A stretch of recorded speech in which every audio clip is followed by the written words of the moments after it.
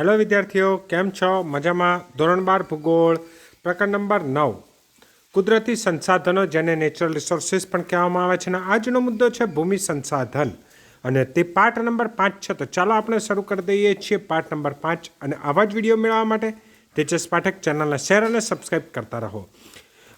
મુદ્દો ચાલે છે ભૂમિ સંસાધન સાથે જોડાયેલી સમસ્યાઓ. એકદમ ધ્યાન રાખવાનું છે. હા ને, ભૂમિ સંસાધન એટલે કે આપણી જમીન અને તેની જોડે કઈ કઈ સમસ્યાઓ જોડાયેલી છે, બરાબર. તો નંબર એક પર જો આપણે કહીએ તો ખેતી લાયક જમીનનો ઘટાડો, બરાબર ને. શાના કારણે ખેતી લાયક જમીનની અંદર ઘટાડો થયો છે એના વિશે આપણે વિસ્તૃત વર્ણન કરવાનું છે. તો જોઈએ છીએ કે શહેરીકરણ, ઔદ્યોગિકરણ, સડક માર્ગો અને રેલ માર્ગો વગેરેનો પરિણામે ખેતીલાયક જમીનમાં ખૂબ જ ઘટાડો નોંધાયો છે. એટલે માનવી છે, એટલે માનવી એ શહેરો તરફ વળ્યો. હવે શહેરોની અંદર લોકો જાય તો રહે ક્યાં? એટલે કે જ્યાં આગળ ખેતીલાયક જમીન છે ત્યાં આગળ લોકો પોતાના ઘર બાંધવા માંડે, દુકાનો બાંધે, બરાબર છે. તે ઉપરાંત જેમ જેમ વિશ્વની વસ્તી વધે છે તેમ તેમ આપણા ભારતની પણ વસ્તી વધે છે, લોકોની જરૂરિયાતો પણ વધે છે. એટલે કે તેનું ઔદ્યોગિકરણ પણ ધીરે ધીરે વધતું ગયું છે, અને તેના કારણે ખેતીલાયક જમીનમાં ઘટાડો થયો છે. એકદમ ધ્યાન રાખવાવાળો મુદ્દો છે, હા ને, તમારે એકદમ. બીજું છે સડક માર્ગો. મેઇન છે વિશ્વની વસ્તી. જેમ જેમ વિશ્વની વસ્તી વધીને તેમ તેમ સડક માર્ગોમાં પણ ધીરે ધીરે વધારો થતો ગયો, ટ્રાફિક વધતા ગયા, એટલા એક્સિડન્ટ થતા ગયા કે જેના કારણે સડક માર્ગો પહોળા કરવાની વાત થાય. અત્યારે પણ જો આપણે જો આગળ પાછળ જોઈએ તો આ સડક માર્ગો 4 લેન 6 લેન એવા સડક માર્ગો થવા માંડ્યા છે. તે ઉપરાંત રેલમાર્ગોનો પણ ખૂબ જ વધારો થયો છે. એટલે કે ખેતીલાયક જમીનમાં ખૂબ જ ઘટાડો નોંધાયો છે. તે ઉપરાંત અન્ય મુદ્દાઓ જો જોવા જઈએ તો અતિસિંચાઈ. અતિસિંચાઈ એટલે શું? કે ખેતરની અંદર ખેતર છે તો બાજુમાંથી નહેર જતી હોય તો 24 કલાક તેની અંદર ને 12 મહિના જો પાણીથી ભીનું ને ભીનું રહેતું હોય ને તો તેના કારણે ક્ષારીકરણની પ્રક્રિયા થાય છે. એટલે કે ક્ષાર વધારે પ્રમાણમાં બાજી જાય છે, અને સિંચાઈના સાધનો વધતા ત્રણેય સિઝનમાં પાક લેવાય છે. વાત તો કહું ને, ત્રણેય સિઝનમાં પાક લેવો એટલે એટલું ખાતર પણ ઉમેરવું પડે, અને જમીન ભીનીને ભીની રહે. પરિણામે સિંચાઈનો વધુ પડતો ઉપયોગ થવાથી જમીનની નીચે ક્ષાર અને તેની ઘનતા ઓછી થવાથી તે ઉપર આવે છે. એટલે કે જમીનની ઉપર સફેદ સફેદ ડાઘા તમને જોવા મળતા હશે, બરાબર ને. એટલે કે તે જમીનની ઉપર આવે છે, આથી જમીનની ક્ષારતા વધવા માંડી છે. એટલે કે ક્ષારીકરણ એ મુદ્દો આપણે લઈ શકીએ છીએ. નંબર બીજો છે જમીનનું ધોવાણ.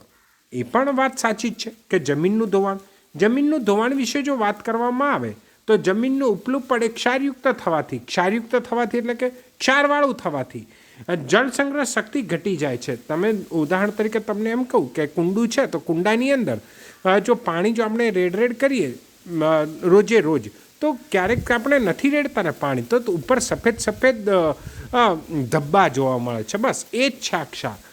પરિણામે વધુ પડતા વરસાદથી જમીનનું ધોવાણ થાય છે. એટલે ક્યારેક વધારે પડતો વરસાદ થાય ને તો આખી જમીન ધોવાઈ જાય. તમને ખબર હોય ને, તો જ્યારે વધારે વરસાદ પડે ને તો રસ્તાઓ હોય ને માટીવાળા, તો બધી માટી ખેંચાઈ જાય, ધોવાઈ જાય, અને છેલ્લે પેલા પથરા બચે છે. એમ જ આ જમીનનું ધોવાણ થાય છે. નદીના ઉપરવાસમાં જંગલનું પ્રમાણ ઘટતા આવા ક્ષેત્રોમાં જળ પ્રવાહ ઝડપી બન્યો છે. એટલે કે જંગલોએ વરસાદ તો લાવે છે, પરંતુ જે નદીનો જે પ્રવાહ, જે પાણી વહે છે તેનો પ્રવાહ એ ઘટાડે છે. પરંતુ હવે શું થયું છે? જંગલો કપાયા એટલે પ્રવાહ ઝડપી બન્યો, ને ઝડપી બને છે તેથી નીચાણવાસમાં પૂરની સ્થિતિ સર્જાય છે, અને જમીનનું પણ ધોવાણ થાય છે. ખબર પડે છે ને? Yes, okay. ખબર પડતી હોય તો શેર સબસ્ક્રાઈબ કરતા રહેજો જો નવા વિદ્યાર્થીઓ હોય તો. ઓકે. હવે બીજું એક વસ્તુ એવું આવે છે કે હજુ પણ શાના કારણે આવું પ્રદૂષણ થાય છે, જળ પ્રદૂષણ? તો નિર્વનીકરણ એટલે એવું કહેવામાં આવે કે જંગલોને કાપવા, બરાબર ને. જંગલોને કાપવા એટલે કે જમીન ઉપર આ ઝાડનું પ્રમાણ ઓછું થવું, બરાબર. શહેરીકરણ, શહેરોનું પ્રમાણ વધવું, ઔદ્યોગિકરણ વધવું, સડક માર્ગો ને રેલ માર્ગો વધવા, વન પ્રદેશોમાં વિમાની મથકો સ્થાપવા. એ વાત એ ખરી ને, કારણ કે વિમાની મથક જો સ્થાપવું હોય તો ઘણી બધી જગ્યા જોઈએ, એકરોમાં જગ્યા જોઈએ, અને જગ્યા ક્યાંથી લાવવાના? જંગલો કાપીએ તો જ ને. તો ખેતીને પ્રોત્સાહન, પ્રદૂષણ વગેરે કારણોસર વન વિસ્તારોનું પ્રમાણ ધીરે ધીરે ઘટી રહ્યું છે. આ જે ઘટી રહ્યું છે તેના કારણે એક બીજો નવો મુદ્દો આવ્યો છે, ને બોર્ડની પરીક્ષા માટે એકદમ આઈએમપી મુદ્દો છે. ધ્યાન રાખવાનું છે. ઝૂમ ખેતી એટલે શું? એવી 1 માર્ક માટેની વ્યાખ્યા પણ પૂછાય છે. આજે પણ કેટલાક પ્રદેશોમાં જંગલ કાપીને ખેતી લાયક જમીન તૈયાર કરવામાં આવે છે. જુઓ, વ્યાખ્યાથી શરૂ થઈ, આજે પણ પછીથી વ્યાખ્યા શરૂ થઈ કે કેટલાક પ્રદેશોમાં આ જંગલો કાપી કાઢવામાં આવે ને જંગલો કાપીને ખેતી કરવામાં આવે, બરાબર ને? તેને કેવી ખેતી કહેવામાં આવે છે?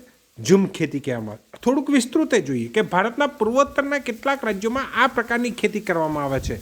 પૂર્વોત્તર રાજ્યો એટલે કયા રાજ્યો કહેવાય ખબર તમને? પૂર્વોત્તર રાજ્યો એટલે કે આ મેં ભારતનો નકશો ધારો કે અહીંયા આગળ દોર્યો ને, ગુજરાતને એમ અસમ, મેઘાલય ને ચેરાપુંજી, આ પૂર્વોત્તરના, ઉત્તર અને પૂર્વ, આ પૂર્વોત્તરના રાજ્યોમાં આવા પ્રકારની ખેતી થાય છે, એટલે કે ઝૂમ ખેતી.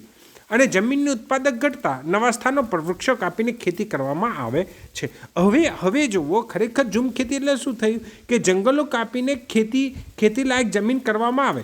હવે ખેતી થઈ ગઈ ને પછીથી ઉત્પાદકતા ઘટી જાય, એટલે લોકો ત્યાં ખેતી નથી કરતા, પરંતુ બીજી જગ્યાએ જઈને ખેતી કરે છે.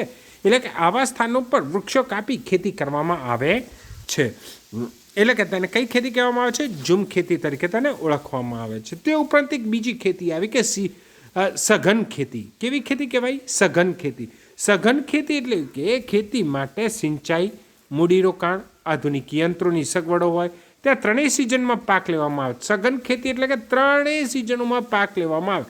ક્યારે આવા પાક લેવાય? કે જ્યારે સિંચાઈ, મૂડીરોકાણ, આધુનિક યંત્રો જો હોય તો ત્રણેય સિઝનમાં પાક લઈ શકાય છે. પરિણામે જમીનની ફળદ્રુપતા ઘટતી જાય છે. એટલે કે તેને કઈ ખેતી કહેવામાં આવે છે? ત્રણેય સિઝનમાં પાક લેવામાં આવે તો તેને સઘન ખેતી કહેવામાં આવે છે.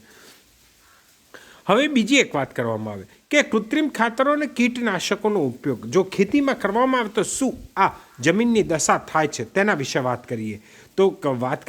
તો કૃત્રિમ ખાતરો જેવા કે યુરિયા, નામ સાંભળેલું છે ને? કારણ કે આપણો ખેતી પ્રધાન દેશ છે, બરાબર? 71% લોકો ખેતી કરે છે. ભલે લોકો શહેરમાં રહેતા હોય પણ ખેતી જોડે તો થોડા ઘણા અંશે સંકળાયેલા જ હોય.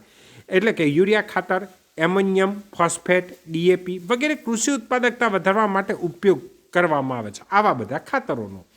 પરિણામે લાંબા ગાળે જમીનની ફળદ્રુપતા ઘટતી જાય છે.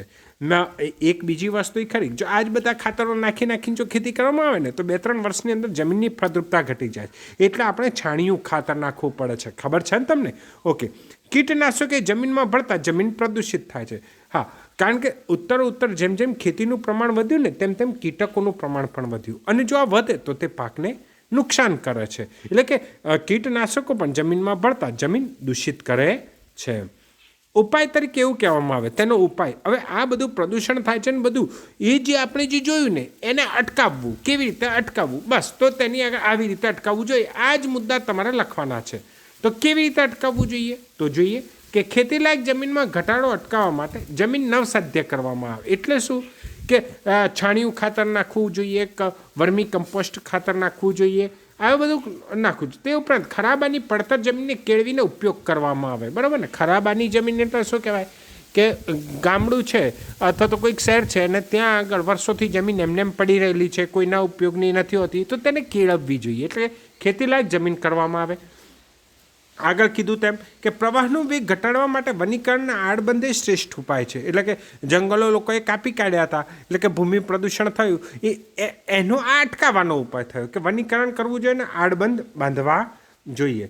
જંગલ વિસ્તારો ઘટી રહ્યા છે, વાત તો ખરી ને? લોકોને દિવસે ને દિવસે ઉર્જાની જરૂરિયાત રહે છે, લાકડા કાપતા રહે છે, એટલે તેના કારણે આ જંગલો વિસ્તાર ઘટી રહ્યો છે. અને ઝૂમ પ્રકારની ખેતી બંધ કરવા માટે યોગ્ય પગલાં લેવા જોઈએ. કેમ ઝૂમ પ્રકારની ખેતી? હજુ પણ તમને ફરીથી એકવાર કહી દઉં કે ઝૂમ ખેતી એ જંગલો કાપીને ખેતી કરવાની કે જેવી ફળદ્રુપતા એની ઘટી જમીનની કે તરત જ પાછું શું કરવું પડે? પાછા એ લોકો નવા જંગલો કાપે અને ફરીથી પાછા ત્યાં ખેતી કરવા માંડે. એટલે કે તેના માટે યોગ્ય પગલાં લેવા જોઈએ. આમ ઝૂમ ખેતીને બદલે બાગાયતી ખેતીને પ્રોત્સાહન આપવું જોઈએ.